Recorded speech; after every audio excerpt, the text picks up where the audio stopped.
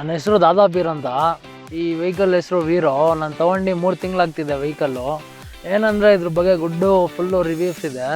Power steering ಚೆನ್ನಾಗಿದೆ, ತಿರ್ಗ್ಸೋಕ್ಕೆಲ್ಲ ಸ್ಮೂತಾಗಿದೆ, ಮತ್ತು gear liver ಮುಂದೆ ಇದೆ. ಬೇಸಿಕಲಿ ಚೆನ್ನಾಗಿದೆ ಗಾಡಿ ಓಡ್ಸೋಕ್ಕೆ, ಗೇರೆಲ್ಲ ಹಾಕೋಕ್ಕೆ ಸ್ಮೂತಾಗಿದೆ, ಟೆನ್ಷನ್ ಏನಿಲ್ಲ.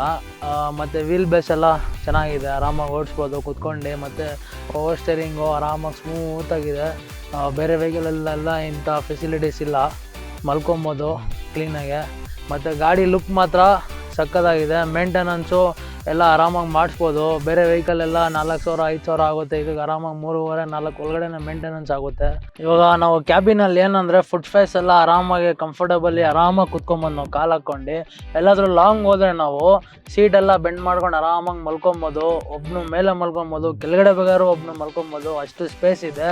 ಬೇರೆ ವೆಹಿಕಲಲ್ಲಿ ಇಂಥದ್ದು ಸ್ಪೇಸ್ ಯಾವ ವೆಹಿಕಲಲ್ಲೂ ಕೊಟ್ಟಿಲ್ಲ. ಇನ್ನೊಂದು ಇದರಲ್ಲಿ 9 ಅಡಿ ಒಂದಿದೆ, 10 ಅಡಿ ಒಂದಿದೆ, 1.5 ಟನ್ ಪಾಸಿಂಗ್ ಟನ್ನೇಜ್ ಇದೆ, 1.6 ಇದೆ. ನಿಮ್ಗೆ ಆರಾಮಾಗಿ ಅಮೆಝಾನು ಲೋಕಲಲ್ಲೆಲ್ಲ ಆರಾಮಾಗಿ 1.5 ಟನ್ನೇಜ್ ಓಡಿಸ್ಕೊಬೋದು. ಲಾಂಗ್ ಎಲ್ಲ ತೊಗೊಂಡ್ರೆ 1.6 ಟನ್ನೇಜಲ್ಲಿ ಆರಾಮಾಗಿ ಹೋಗ್ಬೋದು. ಲಾಂಗ್ ಎಲ್ಲ ಚೆನ್ನಾಗಿದೆ.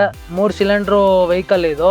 4 ಸಿಲಿಂಡ್ರ್ ವೆಹಿಕಲ್ ಮಾಡಿದರೆ ಇನ್ನೂ ಸೂಪರಾಗಿರ್ತಾಯಿತ್ತು ಗಾಡಿ. ಇದು 3 ಸಿಲಿಂಡ್ರು ಅಂತ ಒಂಚೂರು ಸ್ವಲ್ಪ ಕಮ್ಮಿ ಇದೆ, ಆದ್ರೂ ಸಾಕು. ಇಷ್ಟು ಮಾತ್ರ ಇದ್ದರೆ ವೆಹಿಕಲ್ಲು ತುಂಬ ಚೆನ್ನಾಗಿದೆ. ಮತ್ತು ಸೀಟೆಲ್ಲ ಚೆನ್ನಾಗಿದೆ ನೋಡಿ, ಗೇರೆಲ್ಲ ಆರಾಮಾಗಿ ಸ್ಮೂತಾಗಿ ಆಗ್ಬೋದು. ಇದೆಲ್ಲ ಆರಾಮಾಗಿ ಚೆನ್ನಾಗಿದೆ, ಓಡ್ಸೋಕ್ಕೆ ಮಾತ್ರ ಸೂಪರ್ ಆಗಿದೆ ಸರ್. ನಾನು 3 ತಿಂಗಳಾಯಿತು, 3 ತಿಂಗಳಲ್ಲಿ ಎಕ್ಸ್ಪೀರಿಯನ್ಸ್ ನಾನು ಹೇಳ್ತಾ ಇದ್ದೀನಿ.